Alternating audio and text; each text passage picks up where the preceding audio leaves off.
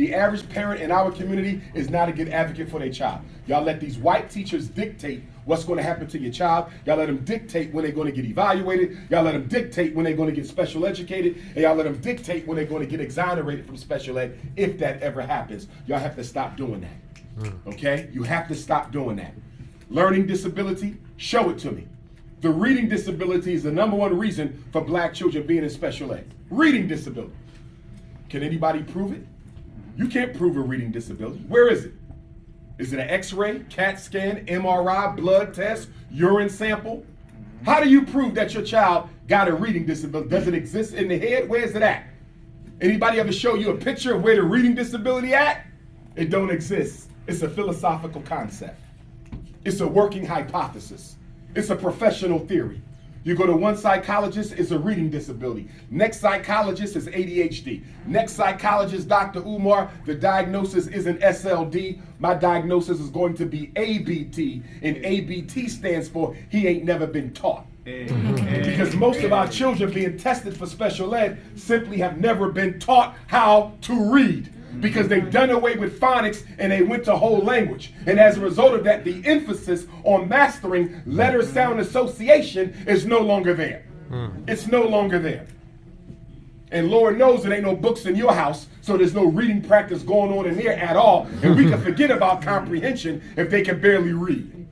And that's another weakness of our children. The ones who can read well, they struggle with reading comprehension. Y'all have to practice comprehension at home, because with most teachers, once your child can read and once they're fluent, they don't even pay attention to the comprehension. That's something you have to learn how to do at home. That's why the test scores are so low on the state assessments, because our children know how to decode words, but they can't derive meaning from the passage. We have to work on that at home. Okay? Stay away from that learning disability. It is not your friend. You say he's going to get extra help. Don't nobody in special ed get no damn extra help. That's a lie. The whole concept of individual education is a lie. Some of the special ed classrooms have as many children as the regular classrooms. And I've evaluated children who in a special ed class have higher scores than the kids in the regular class. How do you end up in special ed when you're smarter and performing higher than the children in the regular ed class? You know how that happens? You got put in special ed for behavior, not learning. Special education is a trash can where you throw the black boys that nobody cares to educate. That's what they do. Right? Oh, we think he got a reading problem. Nothing's wrong with your son, but the teacher knows this is the only way I can get him out my class. I have to make up a disability. And I know the mother is going to believe anything that I say, because black people think that when white people walk into the school building in the morning, they leave their racial bias on the front steps. So anything they tell you about your child, you automatically assume it's correct. And it's funny, because when I consult with black parents, I always ask them one question. Why did you give them permission to evaluate your child? And do you know the answer I normally get? Because they asked me. That's the answer y'all give me. I don't care if it's California. I don't care if it's Texas. I don't care if it's the U.S. Virgin Islands. I don't care if it's your brothers and sisters over in Paris or your brothers and sisters over in London, because they have their own form of special ed as well. And when I ask them, why did you give consent for your child to be evaluated, they say, because the teacher asked me to. So if the teacher asked you to jump off the bridge, would you do that also? Stop testing children who you know have no other problem except laziness. Stop doing it. And if you're raising academically lazy children, you might as well just drop them off at the prison now, because that's where they'll be in about 10 years. The responsibility is yours. There's 3 types of black parents in the world. 3 types. You have aggressive parents, you have passive parents, and you have balanced parents. What is an aggressive parent? This is a strict parent. They dictate their child's life. They're very firm, high expectations, very little emotional support though. So their children grow up to be doctors and lawyers and business owners and millionaires because they was raised with the discipline they needed in order to survive. But they also become some of the biggest secret alcoholics and marijuana addicts and cigarette smokers, right? Because they were valued in their house for what they could achieve. They were never valued in their home for who they were. This is the high achieving addict, and we all know some, right? And then on the other side, you got your passive parents. These are the parents who let the kids do whatever they want. right? I love my son. He didn't have his daddy, so I'm going to spoil him. And I know I'm talking to some mothers in here who are downright destroying your damn sons by loving him to death with no discipline in the house. His daddy wasn't there, so I'm going to buy him everything he wants. I know he fell in class, but he had a hard life. Go ahead and keep on spoiling that little lazy-ass black boy you raising. He'll be in jail in 20 years, and it's going to be all your fault. You better understand that there's something called tough love. Tough love. We don't punish our kids because we hate them. We punish our children because we know how tough it is out in that world. Your house is a training ground for your sons and daughters to succeed in this racially competitive Massachusetts society. Facts. Facts. How are you going to spoil a child who got to work twice as hard to get half as much? How are you spoiling a child who got to work twice as hard to get half as much? And that's exactly what we're doing. And then they come into the school and expect the teachers to do the work for them. They don't want to apply themselves or anything. We have to blame ourselves. And black men have to take a lot of this responsibility, because for the mothers who are raising sons on their own without the benefit of a father being present, those of us who are present in the community, we tend to look the other way and not lend out a helping hand. The boys are the responsibility of the men, period. That's African culture. Whether that's your biological son or not, the boys in the hood are the responsibility of the men. And one of the most scathing examples of black male demasculinization is when we walk by black mothers struggling with black boys and refuse to help them unless we can get a little cookie for the nookie, a quid pro quo. We have to start working with these black boys because it's our job to do it. Because nobody's going to save the black community but black people. I don't know why we keep sitting around waiting for white folks to save the black community. Y'all sitting around waiting for an Asian mayor back in Boston to save the black community. Okay? Nobody comes to America to help black folks. Let me say it one more time. Nobody comes to America to help black folks. Let me say it one more time. Nobody has ever come to America to help black folks. If you know a group of people that have ever come to this country in its 270-something year history, please name the group that came to America to struggle with black folks. They might use you for a minute. They might act like they're your friend for a minute until they get what they want, and then they forget about you. If you don't believe me, go study the history of black, white, Jewish relations. They were once our friends until they got what they needed. Now they don't even know you no more. The only friends we got is each other, and the only friends we need is one another. The problem is we don't want to unite because we got a whole bunch of schisms and isms. If we ain't fighting over light skin, dark skin, if we ain't fighting over Muhammad, Jesus, if we ain't fighting over ghetto and bougie, if we ain't fighting over nappy hair and straight hair, if we ain't fighting over black weave or blonde perm, there's always something keeping Negroes at each other's throats. Petty differences will destroy us if we don't get over it. I was in Chicago about 2 weeks ago. Got a first-hand account of the migrant crisis. They're literally purging black Chicago with migrants, literally.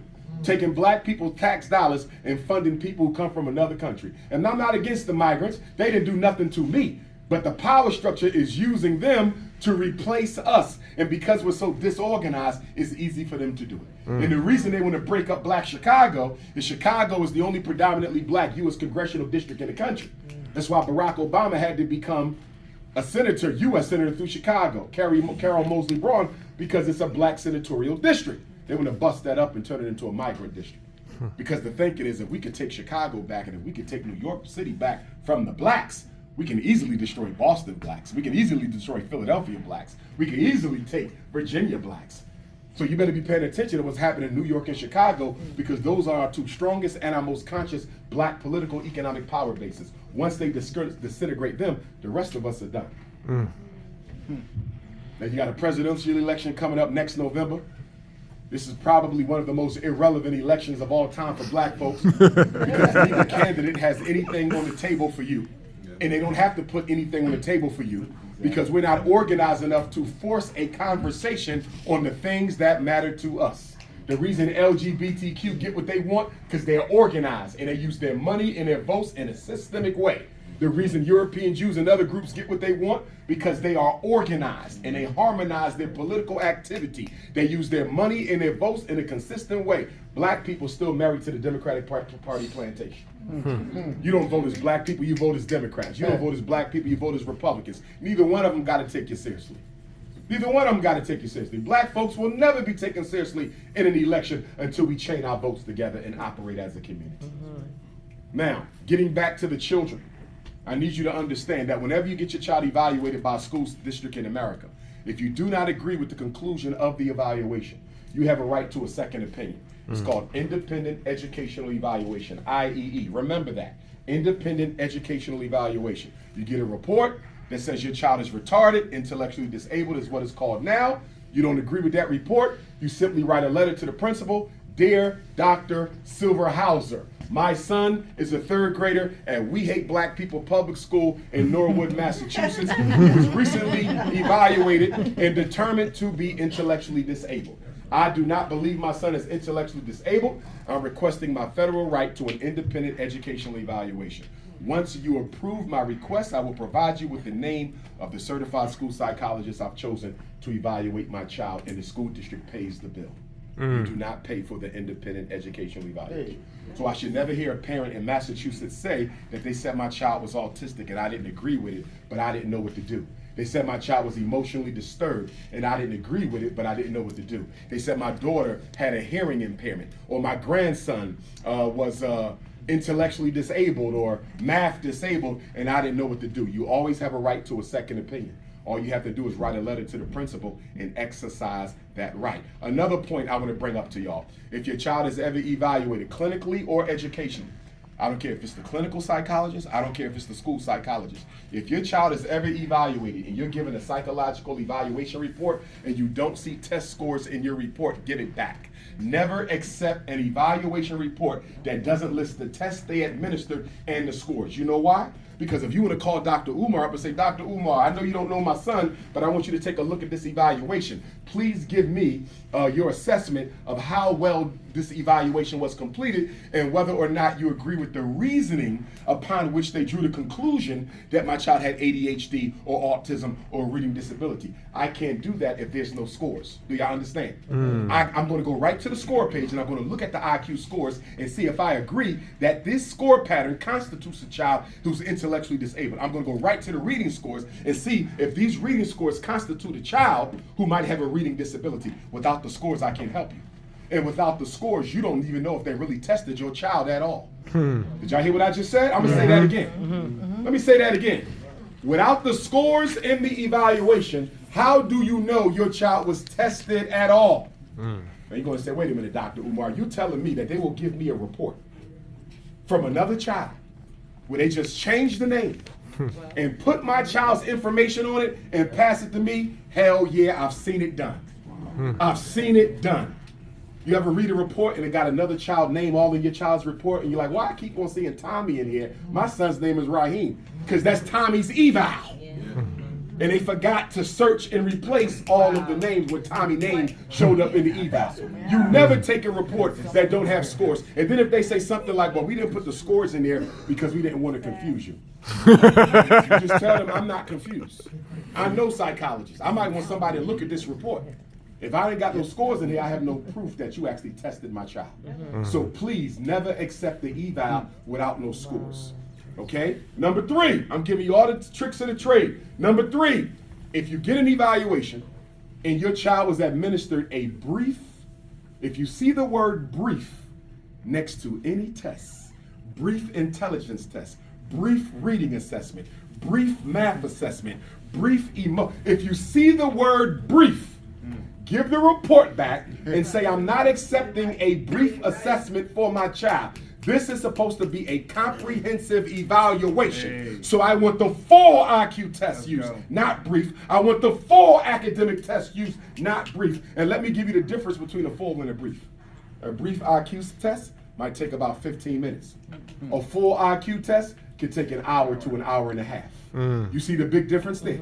And you know what I've come across? I've seen black children classified as intellectually disabled off of a 15-minute brief IQ test. You know what that means? That means the psychologist made a permanent, lifelong determination about that child's intellectual potential. And he did it using an IQ test that he knows is not reliable enough upon which to base a decision. Because they know the parents don't know. Let me give you another tip. If you get a report that's 30 pages or more, I can almost guarantee you that a human being did not write that report. It was written by a computer program. In psychology, we have computer software. psychological evaluation software. You know what that means? I'll put your child's reading scores in the program. I'll put the math scores in the program. I'll put the IQ scores in the program, right?